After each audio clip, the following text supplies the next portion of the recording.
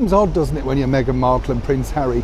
You bleat on about wanting privacy and, of course, retaining privacy around you. So much so, in fact, that none of your friends seemingly are allowed to speak about you. That is, unless, of course, you get permission in advance. So is this the case of their latest chum, who decided to speak out openly to the media? And seemingly, at this point in time, why? Hi, good morning, Neil Sean here in the very heart of London. Nice to see you. Thank you for your company. And that is one of the big breaking stories coming out of London today. As I say in the intro, it's interesting, isn't it, with Meghan and Harry? They seem to have this sort of thing about, well, not wanting to speak to the media. And then, of course, there's the list of magazines, periodicals, tabloids that they simply don't want to talk to either. Yet with a brand that they have to sell, it becomes increasingly more difficult. But of course, moving forward, they've had a bit of a setback recently. As we know, Meghan sadly lost that deal with Netflix, and they still have to earn a living now as independent people, as non-royals. Yes, they can trade on the Duke and Duchess of Sussex, but of course that brand seems to be thinning down. And as the bigger companies decide whether it's worth the investment, what they have to do is radically rethink how they're going to rebrand themselves as open, kind and caring. Not that I'm suggesting they're not. But what's interesting is a quick turnabout in PR. We recently saw or heard also that Harry and Meghan are going to be bringing their two children over for the Platinum Jubilee. That's as ever if they make it. But recently, a very good chum of theirs decided to speak out in their defence. What's the background to that? Last time we saw these two chums together, it was on the top of an open-top bus, cruising through LA while taking a fake English tea party.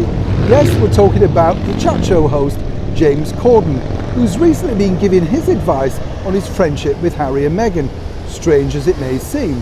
He basically is claiming in the interview that, of course, Harry and Meghan are indeed very good parents, and he pops over there for play dates with their children and his children.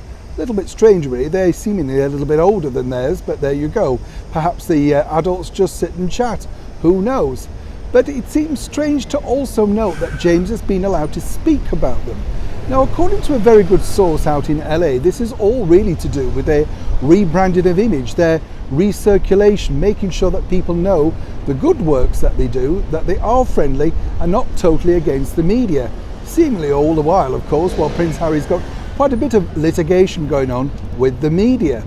But on a serious note, James is also touting around for a return to the United Kingdom and a job when he's decided that his chat show ends in 2023.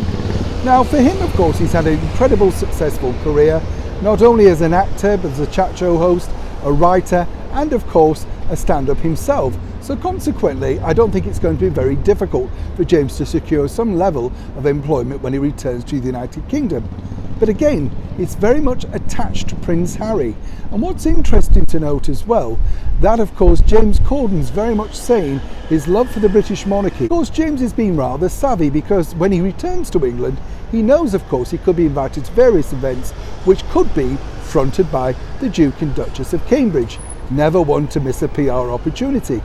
But on a serious note, the true reason behind this particular story is this. There's a connection to both their PR teams.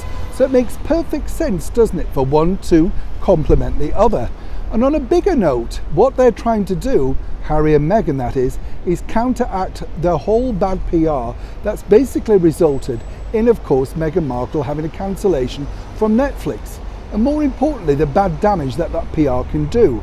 Let's not forget, they now need to find employment and to secure other big lucrative deals.